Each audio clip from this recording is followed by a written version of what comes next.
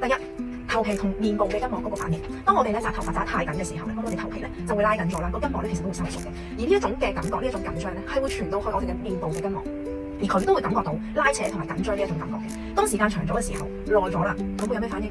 咁我哋皺紋就好容易形成噶啦，尤其是係我哋嘅前額啦、太陽穴啦、魚尾紋啦、嘴周圍啊，尤其是虎紋，就係咁樣而形成咗。第二階段就係頸同埋脊椎嗰個反應啦。當我哋嘅頭皮筋膜好緊嘅時候，呢一種緊同埋拉扯嘅反應係會向下傳遞嘅，就會去到我哋嘅頸部。時間耐咗，我哋嘅頸紋就會越嚟越深，而有時咧亦都會咧令到我哋頸部嘅肌肉咧會不平衡。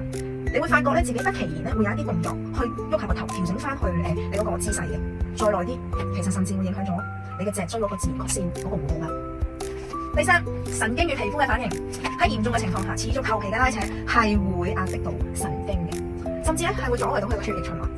有啲朋友咧會感覺到頭痛，又或者喺髮際線周圍出紅疹，甚至毛囊炎等呢啲皮膚嘅問題。